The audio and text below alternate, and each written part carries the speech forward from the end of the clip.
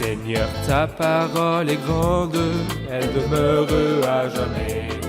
Ta parole est infaillible, rien ne peut la supprimer. Je me demande quelle est la loi de l'Ancien Testament qui a protégé le fait de préserver la lignée de la personne défunte. Et comment voyons-nous l'application de cette loi? Qu'est-ce que l'ère de battage et quel est le sens spirituel de l'ère de battage de Boaz pour Ruth? Qu'est-ce que Naomi a demandé à Ruth de faire pour obtenir le droit de rachat de Boaz?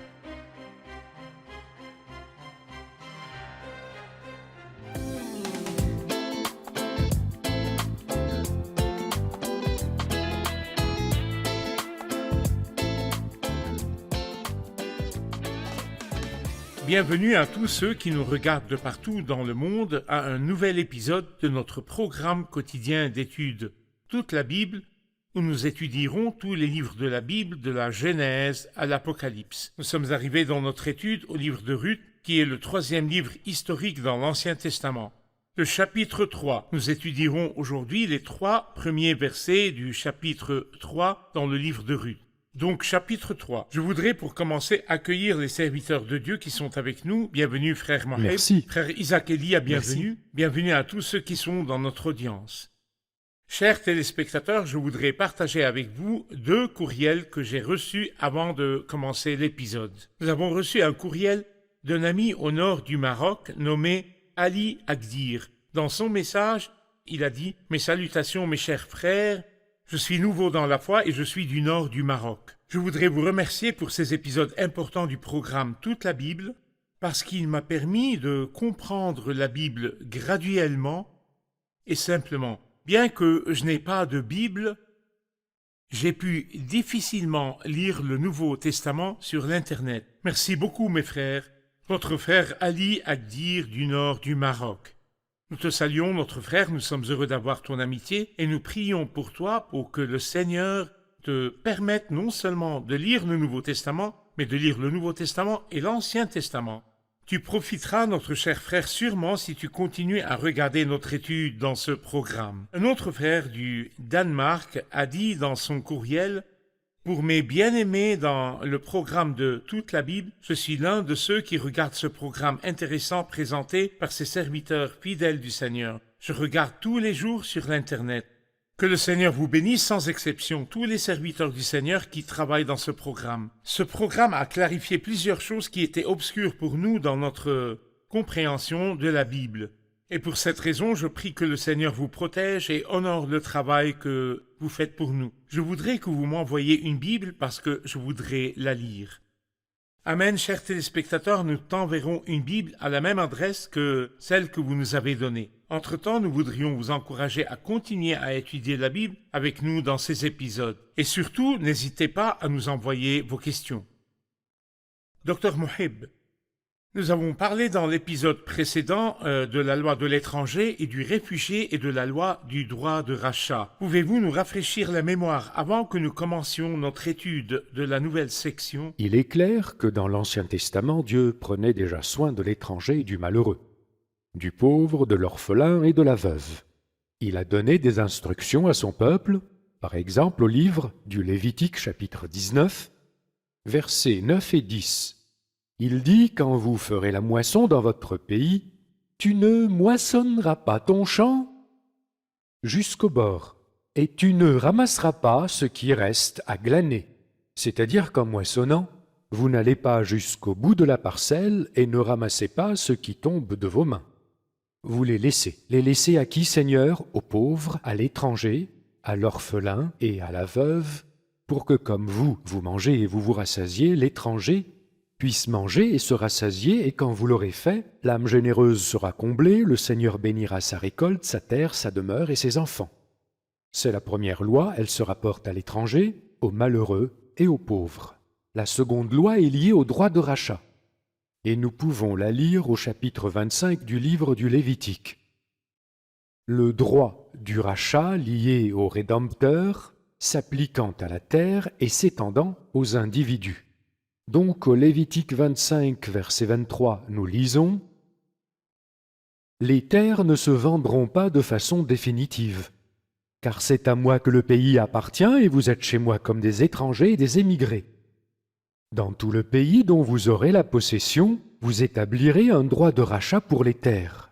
Si ton frère devient pauvre et vend une portion de sa propriété, celui qui a le droit de rachat, son plus proche parent, viendra et rachètera ce qu'a vendu son frère. C'est-à-dire qu'au lieu que la terre ne reste hypothéquée jusqu'au prochain jubilé, un proche parent peut alors venir décider de payer le gage, racheter et libérer la terre et la rendre à son parent proche. Très bien. La même chose s'applique aux individus. Verset 47 dit « Si un étranger ou un immigré devient riche et que ton frère devienne pauvre, près de lui et se vende à l'étranger. » Là, il n'est plus question de terrain vendu. Mais après avoir vendu son terrain, une personne est restée pauvre, ne pouvant subvenir à sa famille, se vend comme esclave. Alors, si arrive un proche et paie le prix de sa liberté, il le délie de cet esclavage. Exactement. Frère Isaac, est-ce que nous trouvons d'autres lois dans le livre de Ruth que les deux dont nous venons de parler? Oui, il y a une autre loi que nous verrons dans les événements de ce livre. Cette loi se rapporte à la femme qui risque de perdre son héritage après avoir perdu son mari et ses fils. Il y a donc une belle loi dans le livre de Deutéronome, chapitre 25, qui parle de la responsabilité du frère du défunt envers la veuve de son frère.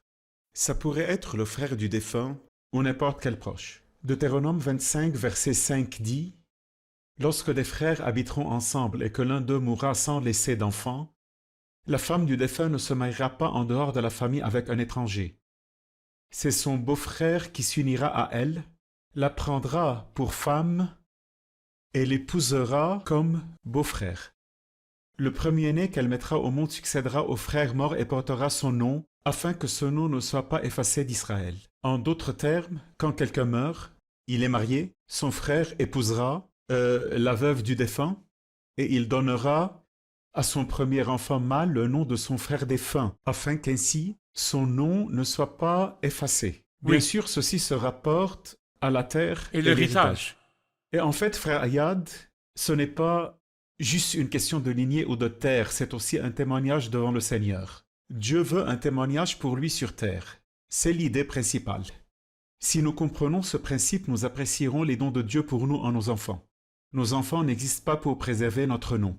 Mais au lieu de cela, ils ont un rôle différent comme dans Genèse 4. Quand Enoch est né, c'est alors que l'on commença à faire appel Au nom de l'Éternel. Cela veut dire que le fait de porter des enfants n'est pas juste d'avoir des fils et des filles seulement, mais aussi de les élever pour qu'ils préservent le témoignage du Seigneur dans un monde qui est hostile généralement envers Dieu. Exactement. Frère Moheb, quel était le but de Dieu dans ces lois? Était-ce juste d'arranger les relations parmi son peuple ou y avait-il un plus grand but dans la pensée de Dieu? En fait, Dieu protégeait les droits des femmes. Et aujourd'hui, plein d'organisations défendent le droit des femmes. Mais Dieu, depuis bien longtemps déjà dans l'Ancien Testament, prenait soin des droits des femmes, surtout celles qui avaient perdu leur mari et avaient des enfants. Quelqu'un devait subvenir à leurs besoins et assurer leur protection. C'est pourquoi Dieu a stipulé que le frère du mari ou le plus proche parent du défunt épousera cette jeune femme veuve. Elle sera sous sa responsabilité, il s'occupera d'elle et prendra soin de ses enfants. Voyez-vous, Dieu se soucie de la protection et des droits de cette veuve. L'intention seconde, une fois le droit des femmes régulé, était de protéger la terre d'une quelconque perte. Car s'il ne se trouve personne, des frères ou des proches, pour épouser cette veuve, elle pourrait épouser quelqu'un d'une autre tribu ou peut-être un étranger. Et dans ce cas, la terre de son mari défunt irait à un étranger. Et si cela arrive fréquemment, la terre finira par être perdue pour la famille, pour la tribu et même pour le peuple. C'est donc pour protéger la femme et sa descendance que Dieu a donné cette loi, que la veuve épouse le plus proche parent de son défunt. Ceci est clair. Je lirai quelques versets et nous prendrons une pause et reviendrons avec une question de nos invités. Maintenant, nous lisons les versets 1 à 5 dans Ruth 3. Sa belle-mère Naomi lui dit Ma fille, je voudrais assurer ton repos afin que tu sois heureuse. Eh bien, Boaz, l'homme dont tu as accompagné les servantes, n'est-il pas notre parent? Or, il doit procéder cette nuit au tri de l'orge, qui est dans l'aire de battage. Lave-toi et parfume-toi, puis remets tes habits et descends à l'air. Tu ne te feras pas connaître à lui jusqu'à ce qu'il ait fini de manger et de boire. Quand il ira se coucher, observe l'endroit où il se couche. Ensuite va découvrir ses pieds et te coucher. Il te dira lui-même ce que tu as à faire. Ruth lui répondit, « Je ferai tout ce que tu as dit. » Chers téléspectateurs, nous reviendrons après la pause.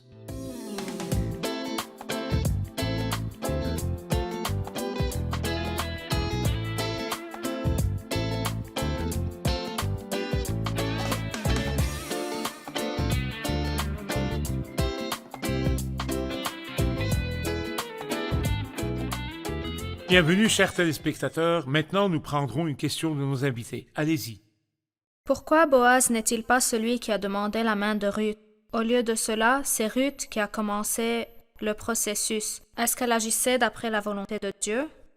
En d'autres termes, pourquoi Ruth est-elle allée chez Boaz et ce n'est pas lui qui l'a cherchée? C'est une bonne question, mais si nous répondons à cette question en considérant la loi, qui préserve le nom du mari qui est mort et qui préserve aussi non seulement l'héritage de la terre, mais aussi les enfants et le nom du premier-né, il les nomme selon son nom, nous voyons que le comportement de Ruth est en fait conforme à la loi que nous avons vue plus tôt dans Deutéronome, il y a peu.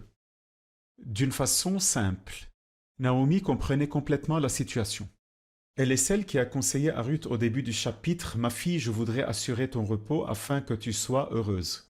Le repos dont Naomi parle ici est le même repos dont elle parle à Ruth et Orpa dans le chapitre 1, c'est le mariage. « Je veux te voir te marier, ma fille ».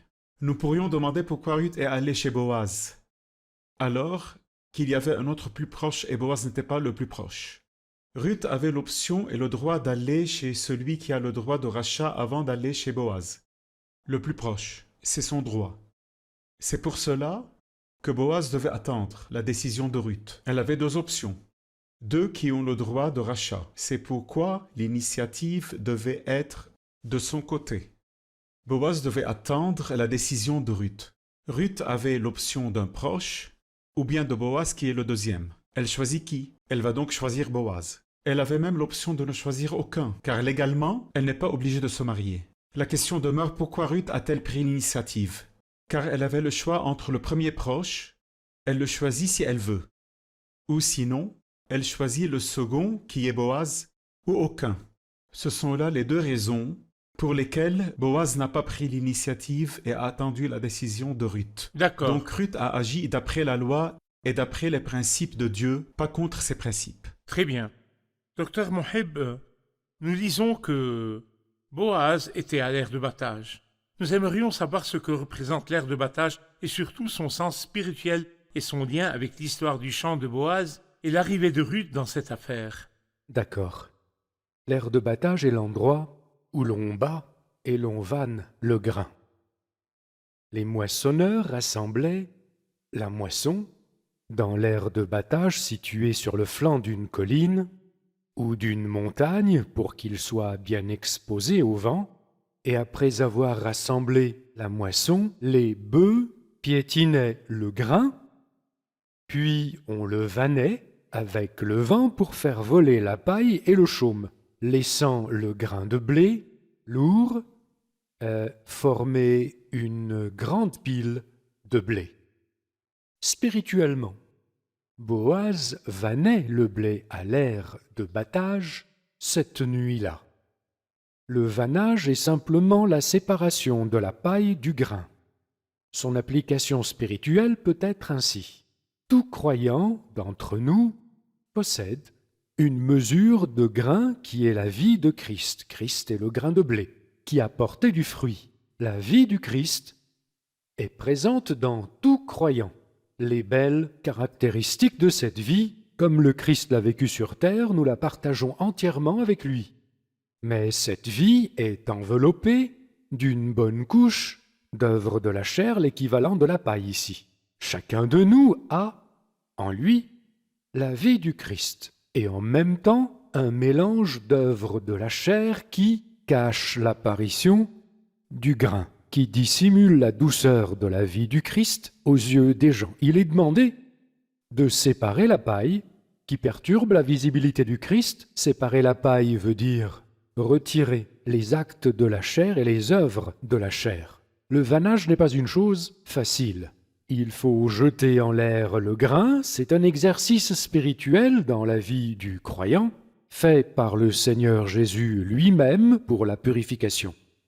Le croyant est purifié de tout ce qui est étranger à sa nature profonde, de toute activité charnelle en lui, pour mieux dévoiler la vie du Christ.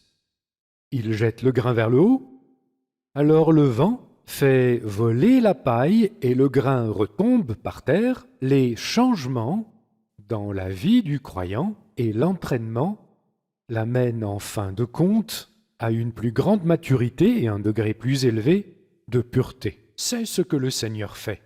Le vent représente les mauvaises circonstances dans nos vies et la nuit représente la perplexité de l'âme en plein chantier.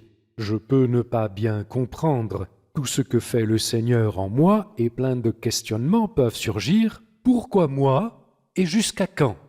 Toutes ces questions pourraient durer longtemps sans réponse claire, mais le Seigneur, dans sa sagesse, sait quand et pourquoi il nous fait parvenir à la purification. Très bien, frère Isaac, s'il vous plaît, parlez-nous de ce que Naomi a dit à Ruth alors qu'elles allaient à l'ère de battage. Ce sont de très bonnes instructions et c'est merveilleux de voir que Ruth y obéit simplement. Obéissante. Et béni soit le croyant qui obéit. Il apprend rapidement. Dans le verset 3 au chapitre 3, Naomi donne ses instructions et elle lui dit « Lave-toi, parfume-toi, puis remets tes habits et descends à l'air. Tu ne te feras pas connaître à lui jusqu'à ce qu'il ait fini de manger et de boire. » Un peu plus loin, nous lisons que Boaz a mangé, a bu, et son cœur était joyeux. Il a après rencontré Ruth. Boaz est une belle image symbolique de Christ, qui a mangé. Il dit « Ma nourriture est de faire la volonté de celui qui m'a envoyé et d'accomplir son œuvre. » Et celui qui a bu, il a dit « Ne boirai-je pas la coupe que le Père m'a donnée à boire ?» Il est aussi écrit à propos de Christ que son cœur était joyeux après la croix. En échange de la joie qui lui était réservée, il a souffert la croix. Sur la base de ces choses, tout croyant peut être lié à Christ. C'est devenu possible pour l'étranger et possible pour la Moabite et la pire pécheresse de se lier à Christ qui a mangé et a bu et dont le cœur s'est réjoui. Très bien. Nous ferons une pause, puis nous reviendrons avec une question de nos invités. Restez branchés.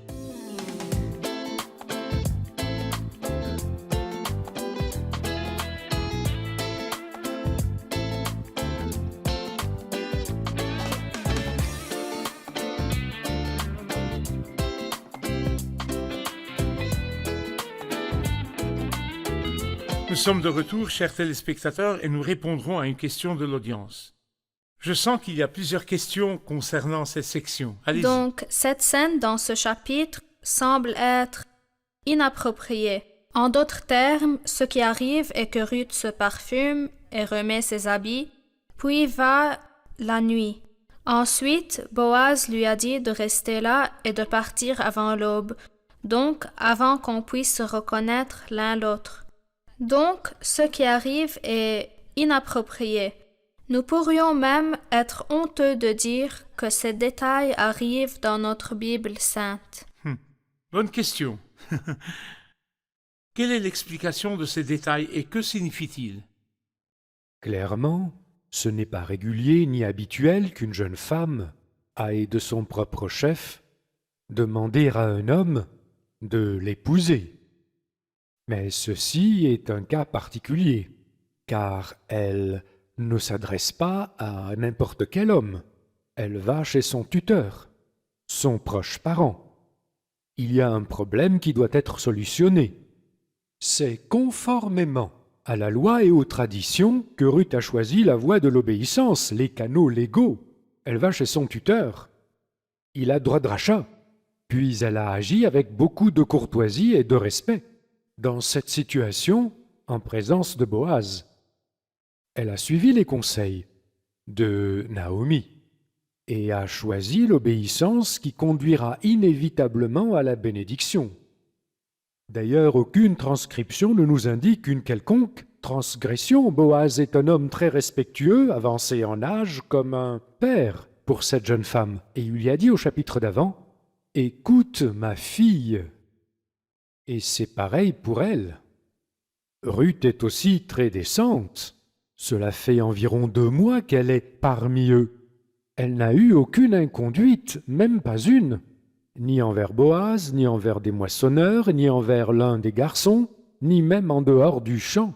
Elle n'est critiquable d'aucune façon, au contraire, elle avait l'estime générale de tous. D'ailleurs, Boaz lui-même lui dit, « Tout le monde chez nous sait que tu es une femme de valeur. » Elle est moabite, polythéiste. Si elle avait agi comme les moabites, et même si elles étaient belles, leur histoire est noire avec Israël. Mais Ruth était complètement différente, et l'œuvre de la grâce bien visible en elle. Elle tenait haut la morale et l'éthique, et agissait avec une extrême décence. Et pour aller chez Boaz, elle obéit aux instructions « lave-toi ». C'est un respect envers la personne qu'elle va rencontrer. Lave-toi. Et concrètement, parce que la Bible, en fait, n'est pas un livre de contes, mais elle enseigne révèle. spirituellement, bien sûr. Lave-toi. C'est pour un croyant qui est régénéré par le bain de la nouvelle naissance, une nouvelle vie. C'est-à-dire, j'étais dans le péché, je vivais m'étant habitué à tous mes nombreux vices, mais après avoir rencontré le Christ, j'ai été lavé et purifié. Tout mon passé et tous mes péchés sont terminés. Voici, toutes choses sont devenues nouvelles. Lave-toi, tout croyant, qui a fait ne serait-ce qu'une fois l'expérience du bain de la nouvelle naissance, a toujours besoin, tant qu'il reste en communion avec Dieu, d'être continuellement immergé dans l'eau détersive et purifiante de la parole.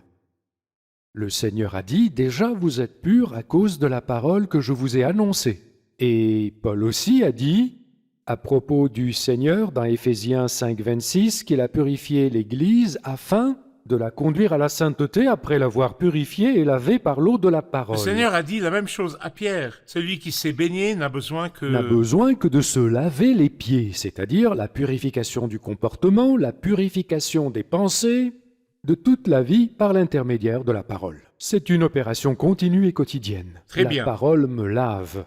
Très bien. Frère Isaac, nous avons vu que le lavage est le rôle de la parole dans la purification du croyant quand il vit en communion avec le Seigneur. Qu'est-ce que l'onction veut dire alors? Le Saint-Esprit. C'est l'onction du Saint-Esprit. Cette onction est mentionnée dans 1 Jean chapitre 2 verset 20. Quant à vous, vous avez l'onction donnée par celui qui est saint et vous avez toute connaissance. Le but du Saint-Esprit est de manifester la vie de Christ.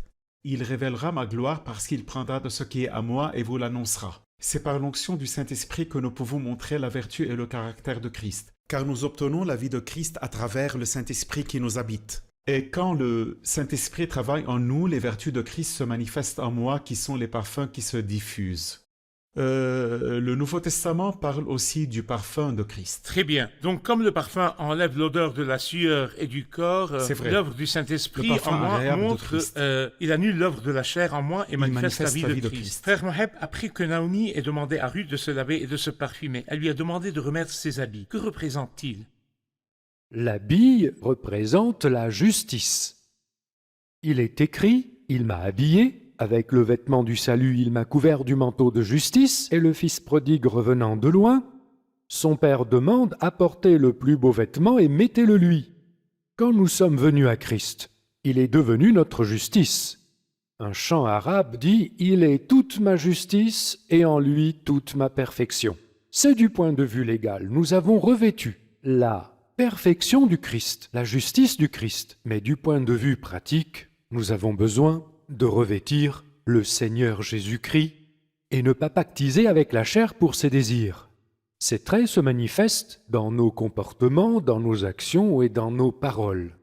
Pour jouir d'un parfum, ça nécessite une proximité pour le sentir. Cette agréable odeur requiert un contact avec la personne, une liaison, mais le vêtement est vu de loin. Donc, tout le monde peut voir et sentir la différence de cette personne, par son comportement, sa conduite, son témoignage, sa parole. Nous sommes arrivés à la fin de l'épisode. Ce qui a été dit est très précieux. Nous continuerons notre étude dans le prochain épisode. Merci. Merci, chers téléspectateurs. Nous continuerons notre étude dans le prochain épisode. Naomi a dit à Ruth de se laver et de se parfumer et de remettre ses habits. Quel est le sens spirituel de ces choses alors qu'elle allait rencontrer Boaz? Est-ce approprié pour une jeune femme d'aller chez un homme la nuit comme Ruth est allée chez Boaz? Quel est le sens spirituel de cette rencontre? Quel était vraiment l'obstacle qui empêchait Boaz d'épouser Ruth?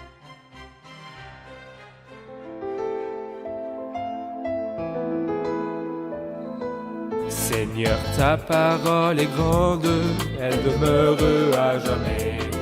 Ta parole est infaillible, rien ne peut la supprimer.